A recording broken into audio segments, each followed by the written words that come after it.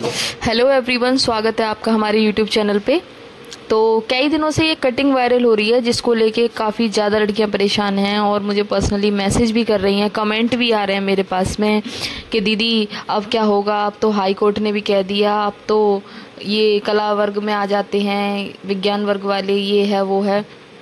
तो आपको एक बात बता दूं, ये जो कटिंग वायरल हो रही है इसमें ये लिखा गया है कि विज्ञान वर्ग में होम साइंस है वो साइंस वर्ग में नहीं आता है, विज्ञान वर्ग में नहीं आता है। जो सब्जेक्ट होम साइंस रखते हैं लोग वो विज्ञान वर्ग के अंतर्गत नहीं आते हैं।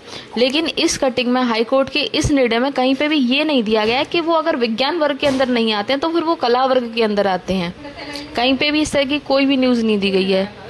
हो सकता है जो लोग विज्ञान वर्ग में होम साइंस सब्जेक्ट रखते हैं वो विज्ञान वर्ग में ना आते हों, लेकिन ये कहीं नहीं लिखा गया कि वो कला वर्ग के अंतर्गत आते हैं। और दूसरा, बहुत सारी वैकेंसी निकलती हैं जिसमें विज्ञान वर्ग में होम साइंस मांगा जाता है, लेकिन वहाँ पे जो लोग कला वर्ग में होम साइंस रखते हैं वो लोग फॉर्म में अप्लाई नहीं कर पाते हैं। ऐसे ही विज्ञान वर्ग एग्रीकल्चर से जो वैकेंसियाँ निकलती हैं उसमें भी कला वर्ग में जो एग्रीकल्चर सब्जेक्ट रखते हैं वो लोग भी अप्लाई नहीं कर पाते हैं। तो इससे एक बात तो साफ साफ पता चल रहा है कि कला वर्ग और विज्ञान वर्ग एक दूसरे के समकक्ष नहीं है।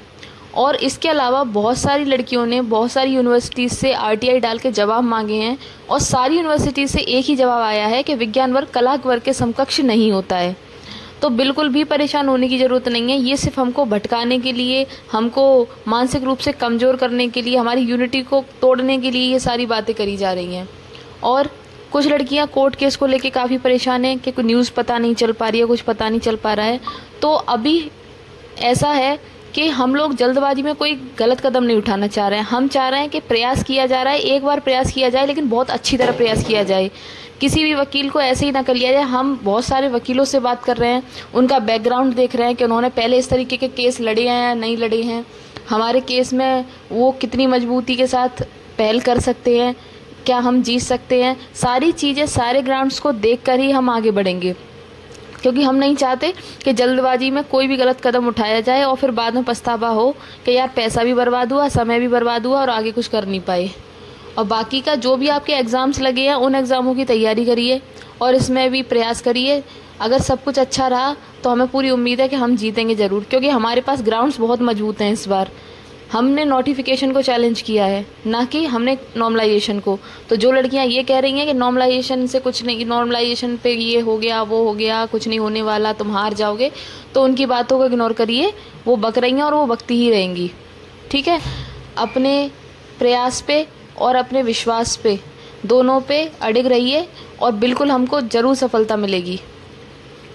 और इसी तरह की आगे की जो भी अपडेट रहेगी मुख्य सेविका भर्ती से संबंधित, जैसे ही कोर्ट केस से संबंधित कोई भी न्यूज़ आती है मेरे माध्यम से आपको तुरंत बता दी जाएगी।